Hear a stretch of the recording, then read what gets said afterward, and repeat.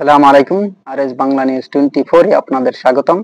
সঙ্গে আছি আমি মোহাম্মদ রেজাউল হালাদার। প্রথমে আসি আন্তর্জাতিক সংবাদ নিয়ে। 14 জুলাই 2025 এর আন্তর্জাতিক গুরুত্বপূর্ণ ঘটনার উপর ভিত্তি করে একটি নিউজ সংবাদ করা হলো।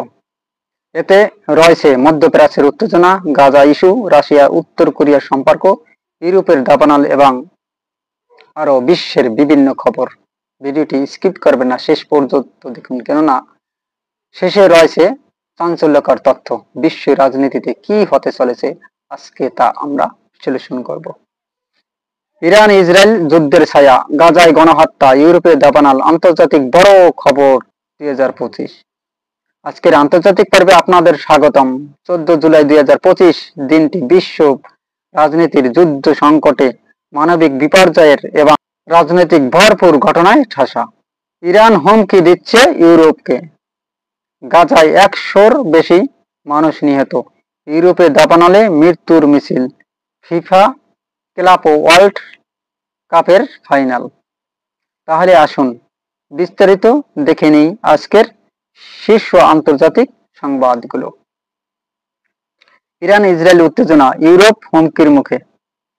ইরানের এক প্রভাবশালী সাবেক কর্মকর্তা প্রকাশ্যে হুমকি দিয়েছেন ড্রোন দিয়ে ইউরোপীয় শহরগুলোতে হামলা করা হতে পারে। এটি হুমকির পেছনে রয়েছে পশ্চিমা দেশগুলোর ইসরায়েলপন্থী অবস্থান, বিশেষ করে ফ্রান্স ও জার্মানির বিরুদ্ধে কড়া বার্তা দিয়েছে তেহরান। প্রশ্ন উঠেছে, তৃতীয় বিশ্বযুদ্ধে কি আর বেশি দূরে নেই? বিশ্লেষণ, ইরানের এই বার্তা কেবল ইসরায়েলকে নয়, পুরো ইউরোপকে বার্তা দিতে চায়। যুদ্ধ প্রস্তুতির মধ্যে রয়েছে ইসরায়েল, যুক্তরাষ্ট্র ও ইরান। গাজায় ভয়াবহ গণহত্যা, 100+ মানুষ নিহত। গাজায় একদিনে 100-রও বেশি মানুষ নিহত হয়েছে।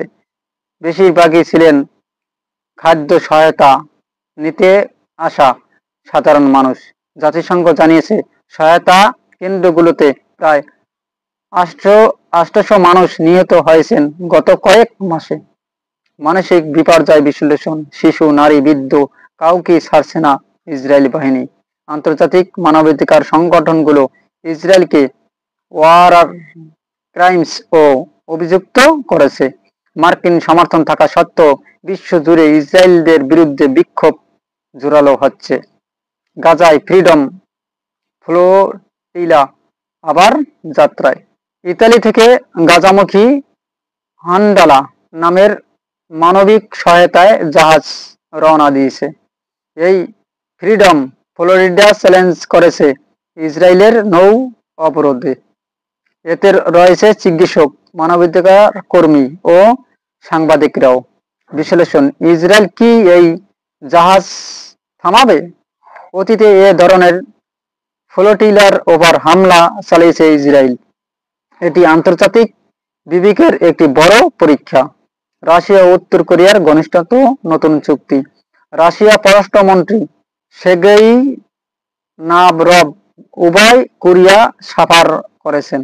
রাশিয়া বলেছে তারা উত্তর কোরিয়ার পারমাণবিক প্রতিরক্ষা কৌশলের সমর্থন জানায়। পশ্চিমা বিশ্ব একে দেখছে বড় হুমকি হিসাবে। বিশ্লেষণ, যুক্তরাষ্ট্র ও নাটোর এর জন্য এটি কূটনৈতিক বার্তাও। চীন, রাশিয়া, উত্তর কোরিয়া, 3 দেশ অক্ষ এখন আরো শক্ত। ইউরোপের দাবানল, মৃত্যু ও বিপর্যয়। ইউরোপে ভয়াবহ দাবানল, কমপক্ষে 6 জন নিহত এবং শতাধিক আহত। ইতালি, গ্রিস, স্পেন সবখানি জরুরি অবস্থা। বিজ্ঞানীরা বলছে এটি জলবায়ু পরিবর্তনের সরাসরি প্রভাব। বিশ্লেষণ, বনাঞ্চল পুড়ছে, হাজার হাজার মানুষ ঘরছাড়া, সরকারগুলো দুর্বল পরিকল্পনার জন্য সমালোচিত। FIFA club world cup final, Chelsea বনাম পিএসসি। মেটলাইফ স্টেডিয়ামে আজ বিশ্বকাপ ফাইনাল, চেলসি বনাম পিএসসি। বিশ্বজুড়ে ফুটবল প্রেমীরা উত্তেজনায় কাঁপছে। ফুটবল বিশ্লেষণ, নেইমার বনাম এনকুনফু, কে জিতবে? নিরাপত্তা নিয়ে বাড়তি সতর্কতা। লর্ডসে ভারত বনাম ইংল্যান্ড টেস্ট ম্যাচ। লর্ডসে টেস্ট ভারত ইংল্যান্ডকে চাপে ধরেছে। ইংল্যান্ডের প্রথম ইনিংস 175/6 ভারতের স্পিনারদের দাপট। এবং বাংলাদেশ ও শ্রীলঙ্কার মধ্যেকার যে ক্রিকেট টি-20 খেলাটি চলতেছে আপনারা জানেন, সেখানে বাংলাদেশ 7 উইকেটে নির্ধারিত 20 ওভারে 177 রান করতে সক্ষম হয়েছে। এবং যে দ্বিতীয় টি-20 খেলা হচ্ছে সেটা শ্রীলঙ্কায়। তবে বাংলাদেশ প্রথম টসে জিতে ব্যাটিং এর সিদ্ধান্ত নেয় এবং টসে জিতে 20 ওভারে নির্ধারিত 7 উইকেটে 177 রান করতে সক্ষম হয়েছে। তবে শ্রীলঙ্কা 5 ওভারে 4 উইকেট হারিয়ে 30 রান করতে সক্ষম হয়েছে। এবং স্কোর বোর্ডের দিকে যদি তাকাই তাহলে দেখা যাবে আপনারা বাংলাদেশের কাট রয়েছে, তাতে রয়েছেন পারভেজ হোসেন ইমন এবং তানজিদ হাসান, লিটন কুমার দাস, তাহিদ হৃদয়, জাকির আলী, শামীম হোসেন, মেহেদী হাসান মিরাজ, সাইফুদ্দিন এবং রিশাদ হোসেন, শরীফুল ইসলাম ও মুস্তাফিজুর রহমান। আরো রয়েছেন নাসিম আহমেদ সাইড বেঞ্চে এবং শেখ মেহেদী হাসান, তারপর হচ্ছে মোহাম্মদ নাইম, তানভীর ইসলাম ও তাসকিন আহমেদ, এরা সাইড বেঞ্চে আছেন। তবে যদি আমরা এই খেলাটি বিশ্লেষণ করি তাহলে দেখা যায় যে বাংলাদেশের যে ব্যাটসম্যানেরা তবে যেভাবে রান করতে সক্ষম হয়েছেন তাতে আমার মনে হয় স্কোর উপর জানিয়ে দেই তাহলে অত্যন্ত আপনাদের ভালো লাগবে। আপনারা জানেন তানজিদ হাসান তিনি 5 বলে 5 রান করতে সক্ষম হয়েছেন। পারভেজ হোসেন ইমন তিনি 5 বলে গোল্লা মেরেছেন অর্থাৎ 0 রান। তারপর হচ্ছে লিটন কুমার দাস তিনি 50 বলে 76 রান করতে সক্ষম হয়েছেন। আজকে অনেক দিন পর তিনি হাফ সেঞ্চুরি করতে সক্ষম হয়েছে। তহিদ হৃদয় তিনি 25 বলে 31 রান করেছেন। মেহেদী হাসান মিরাজ তিনি 2 বলে 1 রান করেছেন। শামীম হোসেন 27 বলে 48 রান করেছেন। জাকির আলী 2 বলে 3 রান করেছেন এবং রিশাদ হোসেন তিনি 0 রান করেছেন ও সাইফুদ্দিন 2 বলে 6 রান করতে সক্ষম হয়েছেন। এক্সট্রা 7 রান এসেছে। টোটাল 177 রানে 7 উইকেট হারিয়ে নির্ধারিত 20 ওভারে করতে সক্ষম হয়েছে। তবে খেলাটি টান উত্তেজনামূলক হবে আমরা আশাবাদ রাখি। এই পর্যায়ে আপনারা জানেন যে অলরেডি শ্রীলঙ্কার 4 উইকেট পড়ে গেছে 32 রানে 5.4 ওভারে। অতএব এদেরও স্কোর বোর্ডটা জানিয়ে দেই। আপনার দানুশ সানাঙ্কা তিনি বর্তমানে ক্রিজে আছেন, 3 বলে 1 রান করে এবং নিশানাকা তিনি 13 বলে 12 রান করতে সক্ষম হয়েছেন।